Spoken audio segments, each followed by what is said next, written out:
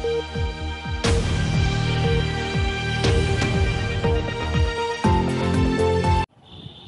से विधानसभा क्षेत्र से प्रत्याशी काजल कुमारी जो निर्दलीय यहाँ से प्रत्याशी हैं, उनसे एक खास मुलाकात में हम आपसे रूबरू हैं और उनसे हम चर्चा करेंगे विधानसभा में वो किस तरह से चुनाव के लिए तैयार हैं, क्या उनका रुख है, क्या उनके कार्यक्रम हैं, लोगों के प्रति उनकी क्या भावना है। इसी से चलिए आज हम काजल कुमारी से बात करते हैं। काजल जी, आप यहाँ आए, आपका बहुत बहुत स्वागत है। कैसी हैं आप? शायद बघाड़ा से आई हैं और आरा विधानसभा से आप चुनाव लड़ रहे हैं अखंड भारत युवा पार्टी से। तो आपको कैसा लग रहा है? मुझे बहुत खुशी हो रही है। तो कैसे कैसे आप बरहा से आरा की बार आपने रुख किया? हमारा में रह चुके हैं गोरना रोड,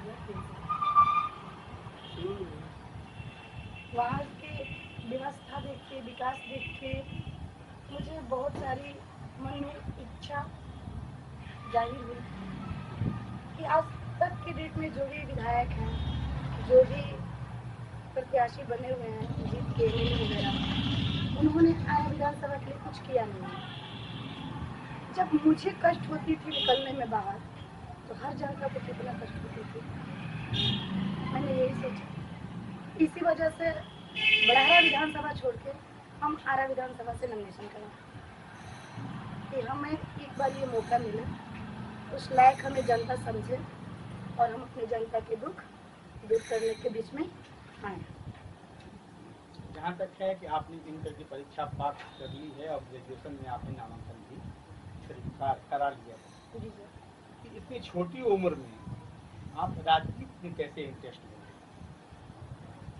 मेरा बचपन से ये चीज था सर, मेरा बचपन से ये था शौक। जिसको एक होता है कि बचपन से किसी चीज़ का शौक होता है। मुझे बचपन से 3 चीज़ की शौक थी, लेकिन सबसे ज़्यादा शौक ये मुझे था कि मैं राजनीतिक में आऊँ। और राजनीतिक में आने की वजह से मुझे एक ये नहीं था कि मुझे आना है, नाम कमाना है, रुपया भरना है, नहीं, मुझे ऐसा कुछ नहीं था।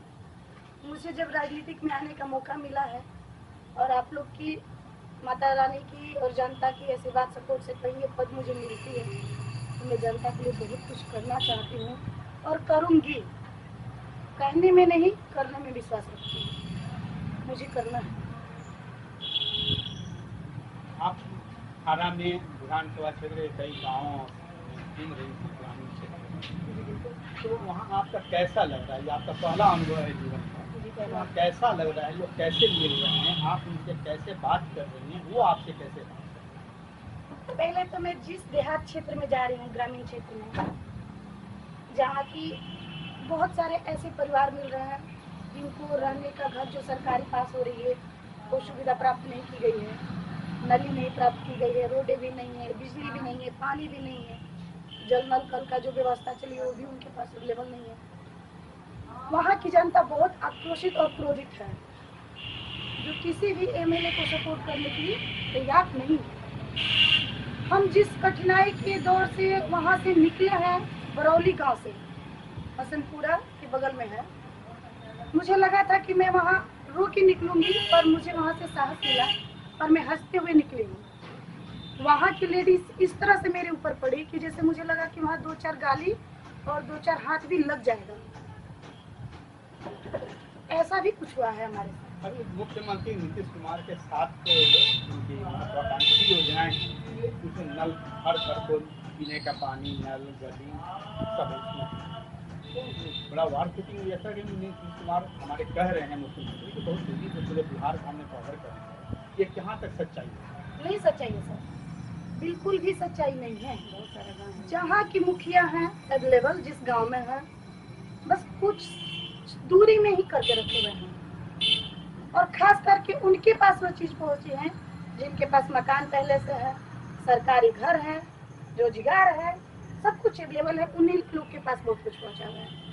जो हमारे बीच में गरीब लोग हैं, जैसे हमारे तरह हैं कि आज कमाना है, कल खाना है, उन लोग के पास ऐसा कोई सरकारी फंड नहीं अवेलेबल है। इन्हें आप क्या कहना है, जो सक्षम है उन्हीं को और सक्षम बनाया जाए और बनाया गया है। और निर्धन है उनको और निर्धन बनाया जी जाए। बिल्कुल, जैसे कि गरीब परिवार को सरकार मकान पास किया है प्रधानमंत्री योजना से। ऐसा बहुत सारा सवाल है कि मतलब वो लोग हमसे भी पूछे हैं कि 25,000 रुपया घूस लोग मांगता घर पास कराई, ना देनी है तो हमारे पास नहीं के भाई, हम ना देनी हमारे पैसा पास ना भाई। सुन लीजिए, देहात के लोग तो भोजपुरी वर्ड ही बोलेला, उनके साथ तो हमको भोजपुरी वर्ड में ही बतियाना है। चाची, माताजी, बहन, भैया, बबुआ, ऐसे करके हमको बात करना पड़ा है। उनके बीच में हम बैठे हैं उस जगह पे कि उनको लगे कि हाँ ये हमारे ही बीच की है, हमारे साथ रहेगी। ऐसा नहीं कि हमारे बीच की नहीं, हमारे साथ नहीं बैठेगी। कल अगर एमएलए बन जाती है तो बाहर से आएगी और रोड से घूम के चली जाएगी, ऐसा हमको नहीं करना है। वो लोग हमारे पास अपना मत जाहिर किए कि अगर आप हमको आज एमएलए बनाते हैं, हमसे सवाल भी लोग किए हैं, तो आप भी तो वही कीजिएगा कि यहाँ कल गल गया है लेकिन पानी अवेलेबल नहीं है, पानी नहीं दे रहा है कल, दोबारा सरकार देखने नहीं आया कि इसमें पानी है कि नहीं है। हम लोग जाते हैं तो घर में रहते हैं, विधायक साहब अवेलेबल, लेकिन कहते हैं कि हम नहीं हैं। अब बताइए इस पे क्या होगा हमारे। आप घूम रही हैं तो बड़ी अच्छी बात आपने हाईलाइट की जो यहाँ की कमजोरी है। तो ये बताइए, आपको जनता वोट क्यों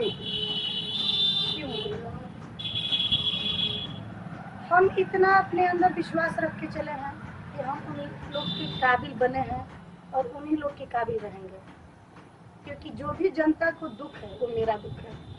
आज जो हमसे होगा वो अधिक से अधिक हम करेंगे।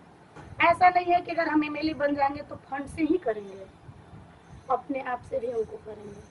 ऐसा भी नहीं होता है कि पैसा ही सब कुछ होता है और मेहनत ही सब कुछ होता है।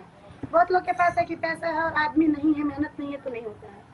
तो हमको शरीर से लेके पैसा के साथ सब कुछ करना है। ऐसा देखा जाता है, बातें सभी जितने भी कैंडिडेट हैं आज भी हैं फील्ड में, तो सभी यही बात कहते हैं, लेकिन होता इसका ठीक विपरीत है। जैसे ही जीतते हैं 5 साल तक वो क्षेत्र में नहीं जीतते। आप पर कैसे विश्वास किया जाए कि आप इनके साथ रहेंगे? जी, उसके लिए आप सरकारी कोर्ट में चलिए, जहाँ आपको लगे कि ये मेरे लायक आएगी कि नहीं, जहाँ आपको सब डाउट हो रहा है वहाँ क्लियर जैसे आप कर सकते हैं, हमसे करवाइए, हम करने के लिए तैयार हैं। एनी 24 घंटा हम उसके लिए समर्थन में हैं कि आपको जैसे भी हमसे लेना है कि नहीं काजल तुम जीतने के बाद मेरे पास नहीं आओगी, ये मेरे अंदर का भावना है कि तुम नहीं आओगी, हर विधायक की तरफ तुम मुंह छोड़ा के भाग जाओगी, तो हमसे जैसे भी रूबरू होना चाहते हैं, जैसे भी हमसे मिलना चाहते हैं कि नहीं तुम यहाँ बाउंड भरो, हम भरने के लिए तैयार हैं अपने जनता के बीच में। काजल जी, आपने बहुत अच्छी बात कही कि हम बॉन्ड लिख कर दे सकते हैं कि 5 साल हम यहाँ पर अपनी जनता के साथ रहेंगे। जनता हमारे पास नहीं आएगी सर, हम खुद जनता के पास हम खुद चल के जाएंगे। बहुत अच्छी बात है, नई बात है। अगर हमको इन जनता की आशीर्वाद मिलती है तो हम आपको इतना बताते हैं सर कि 24 घंटा एनीवे हम तो घर से कहीं नहीं जाएंगे, लेकिन एक हफ्ता में 12 पंचायत और 8 में 45 वार्ड, एक हफ्ता में सब लोग के पास जाएंगे। बहुत अच्छा लगा। अब ये आप महिला हैं और महिलाओं के लिए बहुत से कड़े कानून बने हुए हैं, बावजूद इसके पूरे भारतवर्ष, यही नहीं पूरे भारतवर्ष महिलाओं के विरुद्ध बहुत ही आपराधिक घटनाएं हो रही हैं। ऐसी घिनौनी और हृदय विदारक घटनाएं हो रही हैं, दिल दहल जाता है।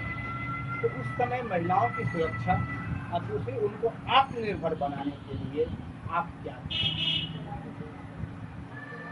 जैसे आपने सवाल आज किया कि महिलाओं के लिए और आज की लेडीज के लिए आप क्या कर सकती हैं, चाहे औरत हो या लड़की हो। पहले तो आज की जनरेशन में जितनी भी लड़कियां हैं, औरत है जो हमें समझ सकती हैं, उनके लिए एक हम ऐसा व्यवसाय बनाना चाहते हैं कि जहां वो अपनी फिजिकल से फिट रहें। एक अकेले 10 लड़कों को संभालने की क्षमता उनमें दिया जाए, हम ऐसा माहौल बनाएंगे, ऐसा फिजिकल मूवमेंट करेंगे। बहुत अच्छा है कि लड़कियों को आप आत्मनिर्भर सुरक्षा देने को तैयार हैं, तो उनको सुरक्षा आप देंगी कैसे? कानून तो ऑलरेडी बना है, जिसके बावजूद ये घटनाएं हो रही हैं। क्या आप उनको ऐसी कुछ विद्या सिखाएंगी जिसको अपने को रक्षा कर सके? जी, उनके लिए जुड़ा कराटा की व्यवस्था किया जाएगा। क्या सिलेबस में लाएंगे? जी बिल्कुल। और महिलाओं को भी अधिक से अधिक आदमी समझाएगा कि वो लोग भी इसमें सपोर्ट करें और कुछ सीखें। युवकों को ना, लेकिन अब उनकी आर्थिक व्यवस्था के लेके जो आपने सवाल किया है उसका जवाब हम दे रहे हैं। उनके लिए बहुत सारे घर में बैठे हुए जॉब की तैयारी करवाई जाएगी, जैसे कि हम चाहते हैं कि पापड़, अदौरी, अगरबत्ती, चिप्स, माला वगैरह जो मंदिर में बनाया जाता है फूलों की प्लास्टिक की, उस सब की व्यवस्था किया जाएगा कि वो घर में ही बैठे अपना काम करे और वो खुद आत्मनिर्भर बने। काजल जी ने अभी बहुत अच्छी बात कही, महिलाओं को जूडो कराटे और कुटीर उद्योग के माध्यम से हम सक्षम बनाएंगे, आत्मनिर्भर बनाएंगे, उनको सुरक्षा प्रदान करेंगे। दूसरी चीज़ है कि वो बॉन्ड लिख कर देने को तैयार हैं कि हम अपने क्षेत्र की जनता के साथ 24 घंटे मिलेंगे, अवेलेबल रहेंगे। ये अच्छी बात है। अगर ये एमएल बन जाती हैं तो काजल जी, आपका यहाँ आने के लिए बहुत बहुत धन्यवाद। आपने बहुत अच्छी बातें कही।